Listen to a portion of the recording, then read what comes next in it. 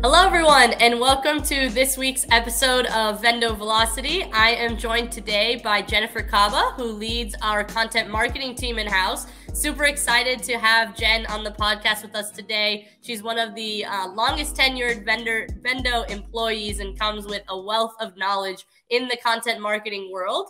And I'll let her further introduce herself just to go into what we'll be diving into today and really what her department does here at VENDO. Jen, great to have you on.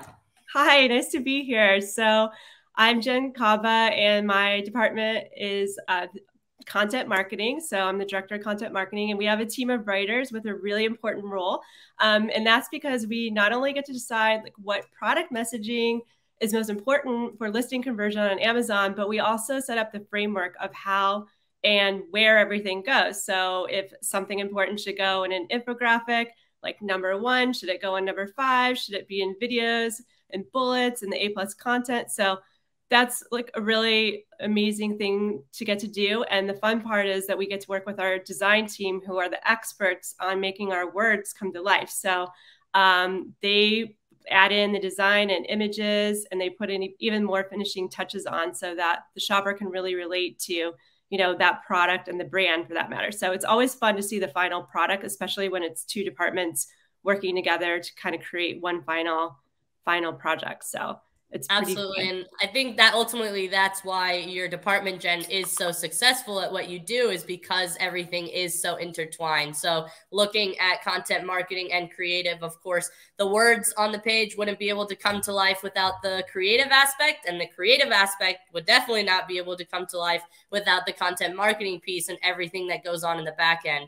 But also from a strategic standpoint, the account strategists work very closely with Jen and her team on different types of keyword research and data analysis to then see, after Jen and her team have gone through and optimized these listings, what does the data show in terms of lifts in click-through rate, conversion rate, etc. So it all comes together, and that's why at VENDO we are a team of specialists that ultimately will all partner on your brand, and you'll typically have 10 to 15 people working on your brand. But enough of that for now. What we're going to be talking about today is A+ content. So Jen, let's dive into it. Let's just go into A+ content as a whole. What do we think? Are most brands that come to us like, been there, done that, not too much to learn, we already have this down pat? Or what are your thoughts overall on optimizing A+? Well, I think, first of all, it's really important at this time of year, especially because we have some events coming up. So we've got another Prime members event. We've got the Prime Big Deal Days coming up in October. And then we have the holiday season soon to follow. So even without looking just at A+, it's really a good time to review all of your existing content and just make sure every single thing is optimized. And that's really because we have only a few seconds to grab the customer's attention. And so, and if we even get a few minutes, that's amazing. And so we just don't know if they're going to land on the infographics and the bullets or the A+, and especially on mobile, because sometimes it appears in different orders. So the A+ is something that's really evolved over the last year to give us extra functionality. And so that's one reason why I really wanted to dive into A+ today and talk about all of the evolution and everything that's new with it. So basically, one thing that's new is the brand story, which a lot of brands actually don't have up for some reason. So that's going to be really important, not only because it's in a very great spot as far as real estate, but also because you need that to become eligible for A+ premium. So that's one thing that we'll talk about later, is basically how to become eligible. But yeah, so we have that. And then I also thought that we can talk about some tips and tricks as far as getting your A+ premium in top-notch shape. And yeah, we're going to look at this kind of from a writing perspective, because that's kind of my department. And so I know if we talked about design elements, that would be a whole nother VENDO Velocity. So we're going to stick to that focus. Absolutely. And what Jen is saying just on brand story, it seems like Amazon just kind of released that at one point last year, or maybe it's been over a year now that that's been live, but there wasn't too much buzz about it at first. And then once you needed brand story to unlock Premium A plus, that's when it seemed like a lot of different brands started to pay attention to it. So like Jen said, brand story additionally could be a whole other topic of Vendo velocity and just how to optimize that. But is extremely important that all parts of the detail page are optimized so that you're maximizing that time spent on the page. As Jen said, you have a very limited amount of time to capture the consumer's attention, but we also know that time on page is part of the algorithm in which you'd get credit for as a seller. So you really want to extend that time on page as much as possible so that your listings can be bumped up within Amazon's algorithm. But just going into some of the intricacies here, Jen sort of alluded to it on Basic A plus and Premium A plus. Jen, what would you say are the main benefits of A plus Premium versus the basic version? Okay, yeah. So I'd say first of all, A plus, the basic A plus has always given us additional real estate to kind of provide some more details about the product or the brand messaging that we didn't have room for maybe in the bullets or the video or elsewhere. So and the basic A plus is you can do that through static images. So with A plus Premium, you have a really exciting whole interactive dimension, and that's made up of first, like we talked about, the brand story, which is technically part of the A plus content, and that's a carousel that, and we can also link to products or the brand store there, and then two, the actual A plus Premium section. And so with what Amazon has added is that they allow us to bring in multiple videos, also a carousel, and the carousel will have now you can use navigational tool tabs or even like a next kind of like scroll through it with next arrows.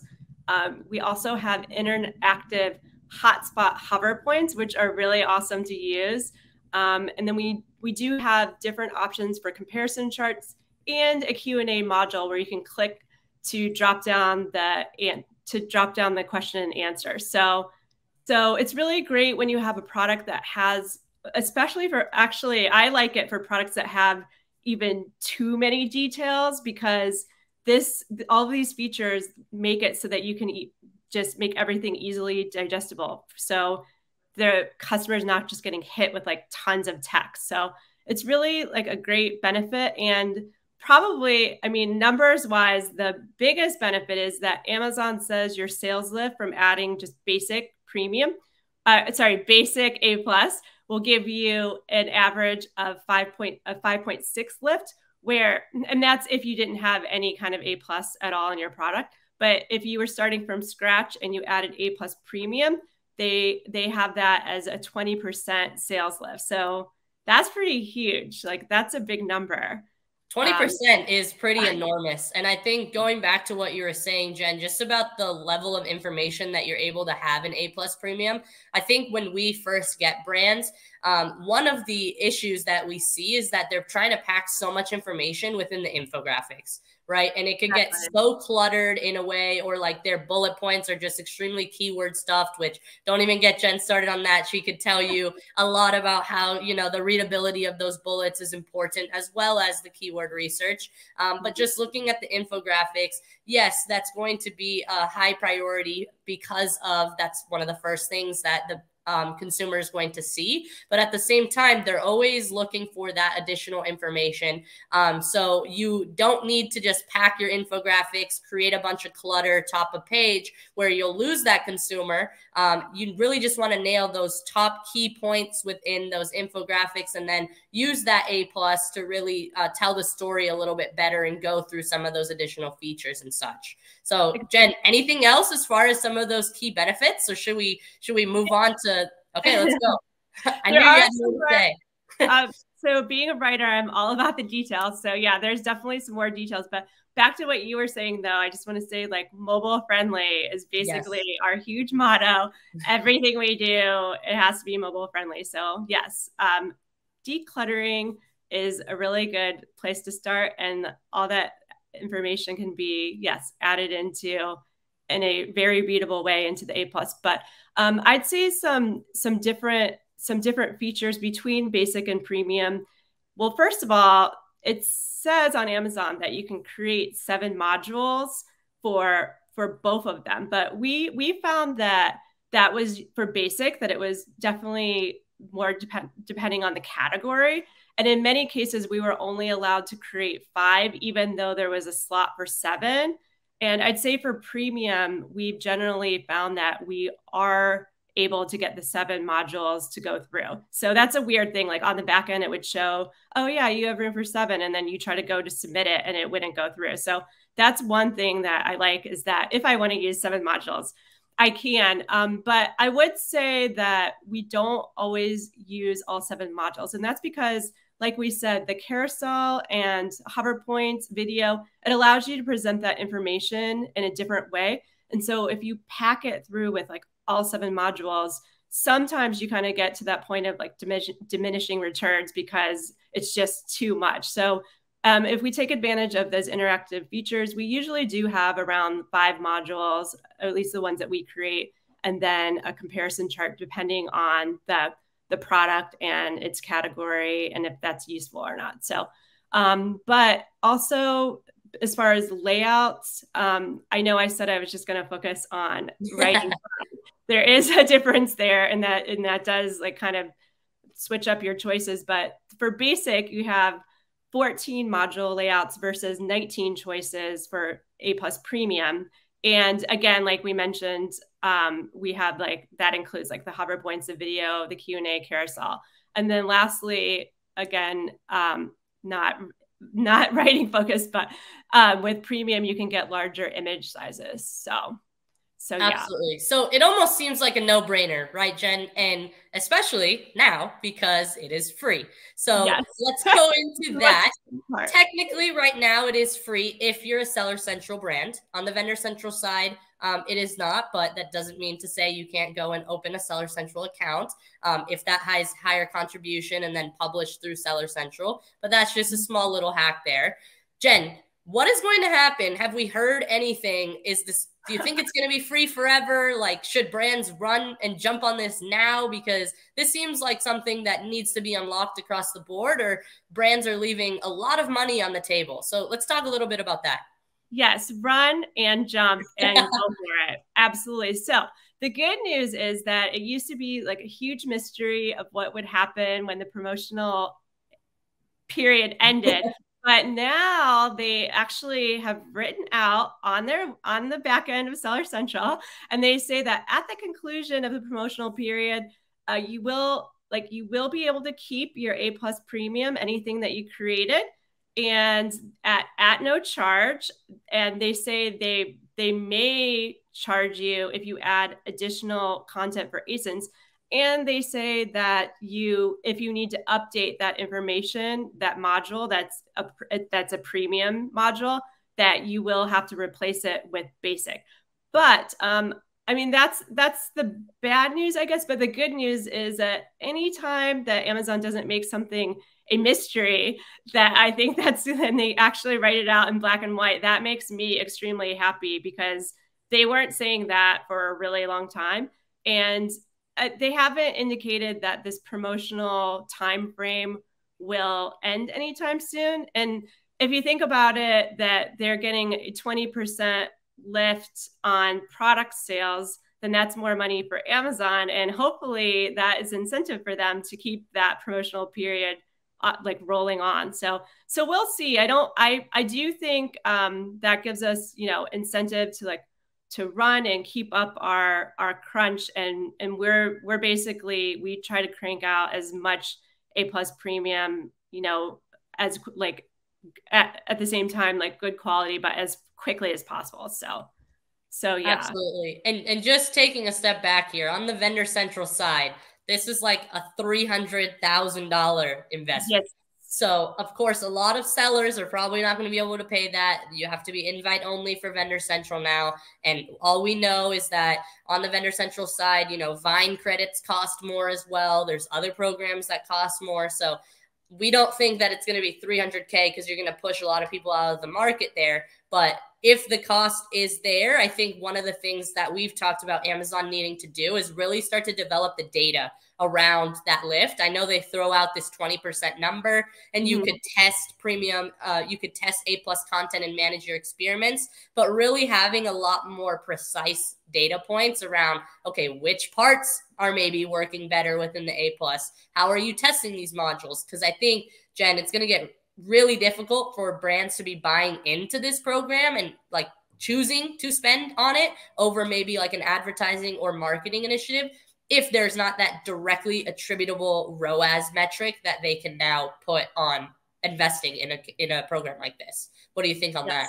I completely agree. And that's a really good point. It's vendor central right now. I wouldn't recommend cash paying out that for. It's just, we don't know. And even the 20%, I do think that you need to, you know, optimize every single part of that basic premium, like optimize every option that they give you, especially the video, because they do say putting a video on your listing is a 10% lift. So if 10% out of the 20 is the video, well, yeah. So in order to pay that much money, we would definitely have to have more data points. So and one of the things that I love you always saying, Jen, is on some of our brand calls, video from a copy or content marketing standpoint, I don't think some people realize how important it is to add copy to videos. A lot of brands will just say, here's your video. Look, it looks visually compelling.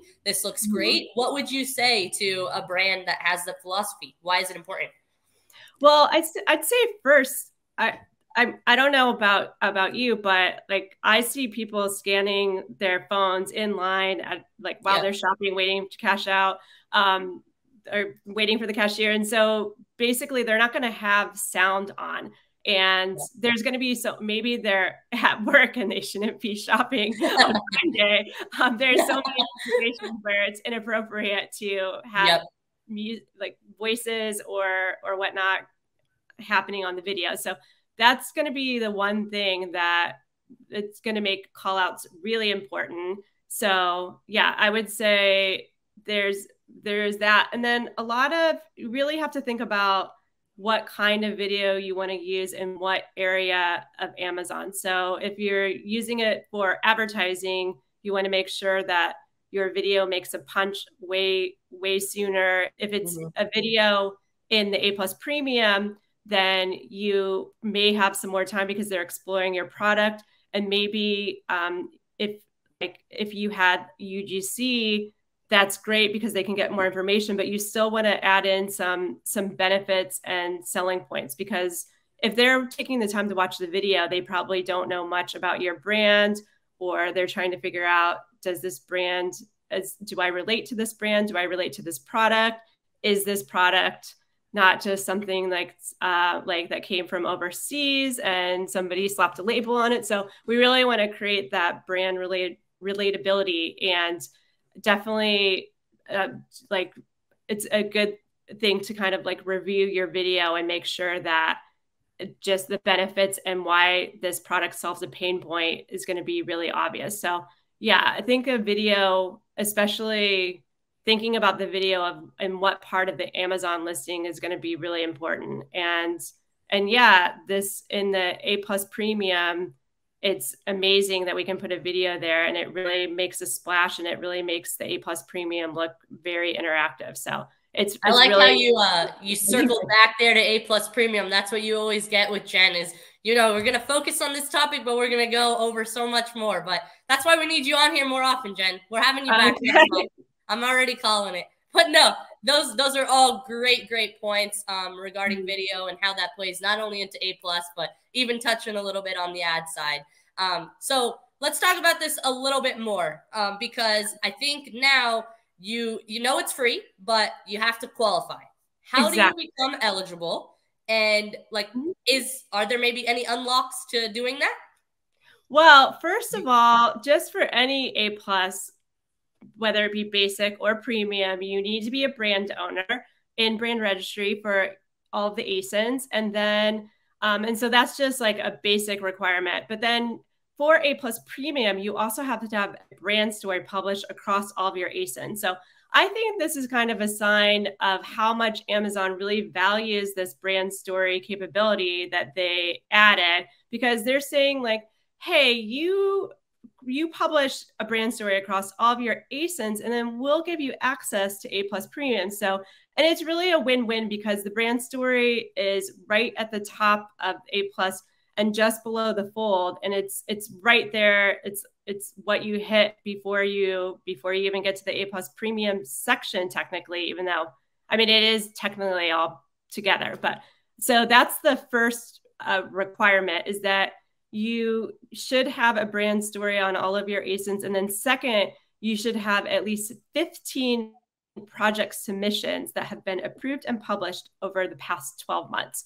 So if it's me, and when I first read this, I thought, oh, if I don't have 15 ASINs, oh, too bad. I'm not going to be able to do A+ Premium because maybe I have a brand that only has 3 products. So yeah, I think we found a way to get around this, and I'm going to ask you to explain this, because I always just say, hey, Delaney, can you help me get access? And then absolutely. That's a great point, Jen. I think that's what everyone initially thought, and a lot of brands still think that, well, maybe I only sell 4 products. How can I potentially unlock 15? Do I just need to go and upload a bunch of different products that just sit in my managed inventory section that don't sell, but I have Premium A+ for? No, you don't have to do that. 2 workarounds for this specifically. One is that you can duplicate your existing A+ content multiple times. So you could take your basic A+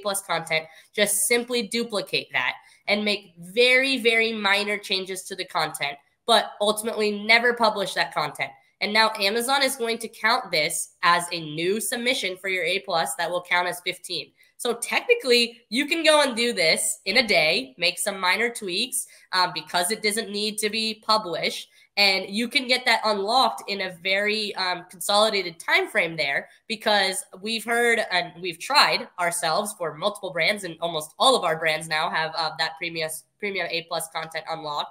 But instead of a monthly basis in which Amazon is saying that they evaluate this requirement, we're seeing it happen weekly, or sometimes even shorter than weekly. And then the second one is to create a few A/B test experiments with Manage Your Experiments, and then at the same time, make those very minor modifications. And it's not like net new A+ content.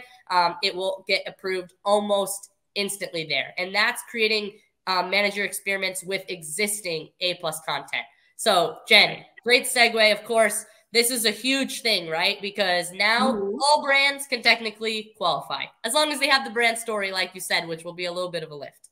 Yes. So that's one thing. And just in case you read, on Seller Central, it will say that Amazon is going to reevaluate all sellers once a month. But like Delaney said, we've never, knock on wood, I've never seen it ever take that long. But it is pretty exciting when you get the congratulations, we've enrolled you with your brand with access. So that's a fun thing. And that's basically how you get notified. Just look on the back end and you'll have this nice little congratulations banner. So it's like a really good thing to see. It makes me very happy. So for sure. No, 100%. Another controversial topic, Jen. Okay, this is what a lot of brands will do. They're going to go and do their keyword research. They're going to say, oh my goodness, I found this keyword that just seems like it's going to pop off the charts because search volume's increasing. And then bam, your product gets flagged, your listing gets taken down for months, and you don't realize that it's due to this given keyword. It's almost just as important that from a content marketing standpoint, you and your team are so buttoned up on the keyword research and understanding what is something that could potentially get flagged. And I know that you're so big on this. So tell us examples, Jen, of what are examples that you think are true when you're definitely going to be flagged for copy? And maybe is there any gray hat space there where you can kind of push the boundaries? Well, actually, I was going to bring this up. I'm so glad that you brought it up, because the thing is that when you're talking about eligibility, I always sit there and wonder, like, why do I have to be qualified just to get basic premium? So I was looking in preparation for our talk today on the back end.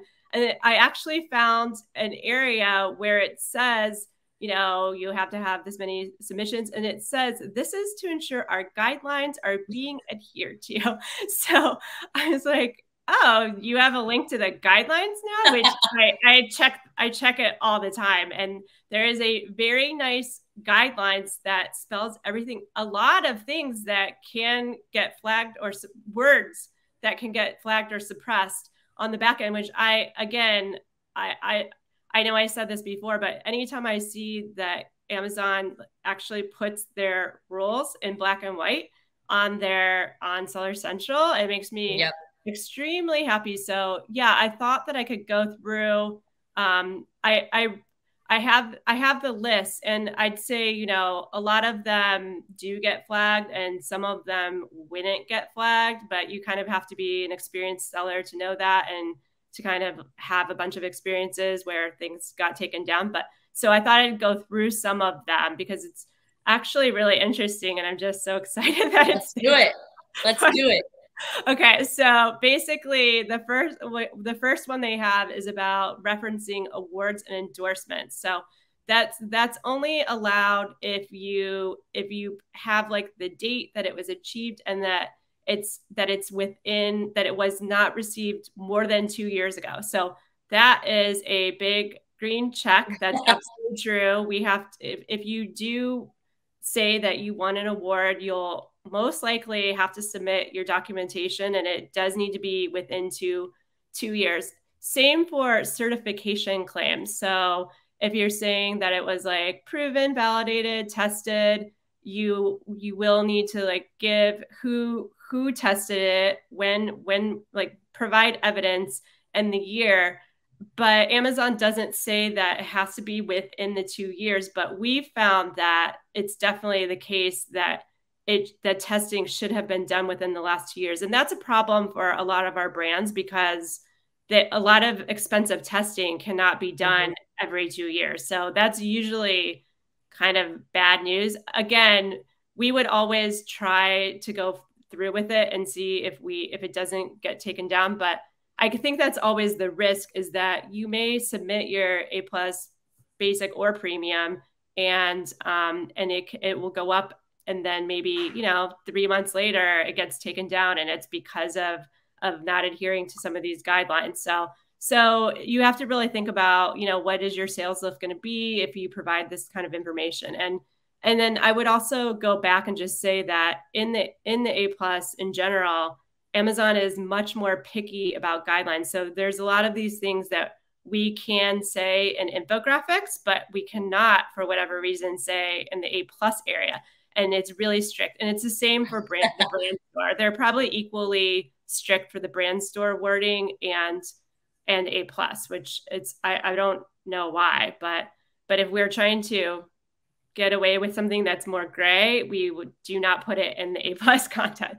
But no, I think that's a really good point, Jen, because I think a lot of brands, even when they get suppressed, they don't think to check their A+ and remove it from there. They think title, bullets, infographics. Okay, I don't see anything suppression worthy, but you could have one little word in the A+ content that's causing all of it, right? Yes, they are so strict. It's crazy. Yeah. I mean, I still get shocked, and nothing really shocks me anymore. I still, every day, I'm like, wait, what is happening here? But the one thing that I found on the list is environmental claims, which we always knew to be the case. So if you use words like eco-friendly, biodegradable, compostable, or even recyclable, or those symbols in the A+, those will get flagged. And I believe that's because there's different, recycling, composting rules across the country. That probably gets pretty complicated for Amazon, though they don't actually say that's the reason.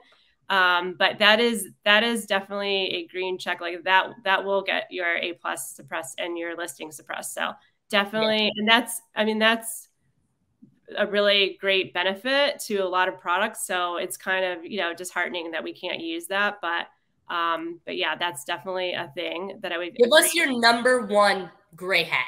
Like, okay, we could test the waters with this. It'll probably work. Or do you just believe, no, let's not test the waters. Everything should be what this guideline says. I would say, Well, it's different in different areas, but for A plus, yes, you can't say all of these words, but we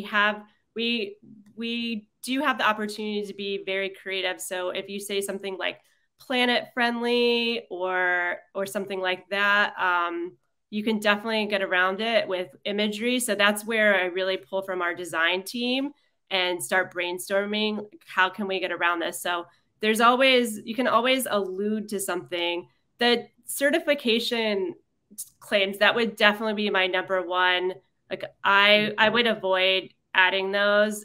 I know that they say as long as it, like you state the publication and whatnot, but I mean, you could fight with Amazon for many months on that one, and Yep. Is it worth it? It's just not worth it, right? Yeah. Yeah. So you really have to think about like what risk you are willing to take and how, like, what would happen if your listing was down for even a day? Like, how much revenue would you lose? So I think that's always like the risk reward kind of analysis.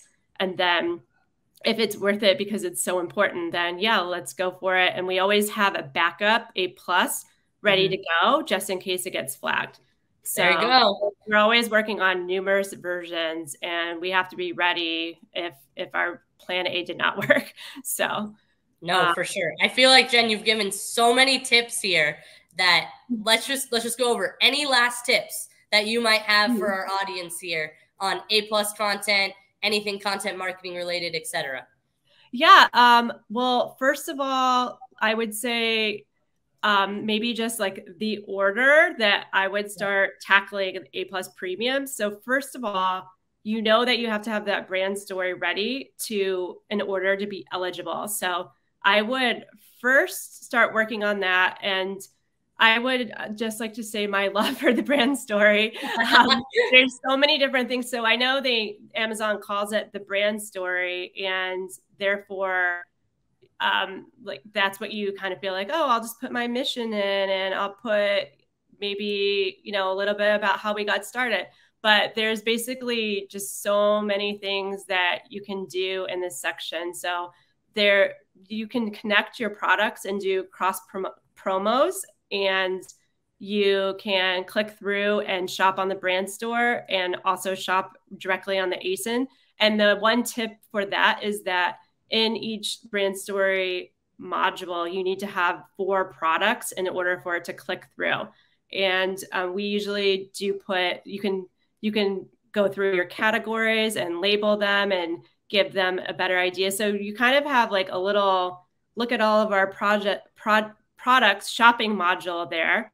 Also, we like to take advantage of that area to say if they were featured in different media. And that's always a good thing to know, just to add credibility. If we want to go into more details on ingredients, there's just so many ways to get creative there. And so I really love that. Or even if the brand gives to charities. So there's just numerous options. And I would just encourage everybody to really think outside the box there. And probably maybe my biggest tip in the brand story would be to think about adding, if you have subscribe and save product, that's a great place to feature it, because it's just going to be like right there in your face, like, oh, I could get this every month at a discount. So that's probably like one of our biggest like hacks, I guess you'd say. No, absolutely. So basically what I hear from this is Jen's coming back to talk about brand story and brand store. And that's my biggest conclusion, because I feel like you've touched on so many different things today, Jen, that it's just blowing my mind in terms of we've literally hit almost every aspect of the PDP now, and what's important that a lot of brands don't count as like, this is my basic content that I should have. But no, it's seriously, Jen, such a pleasure to have you here. Thanks, everyone. Thanks for tuning in, and we'll catch you soon.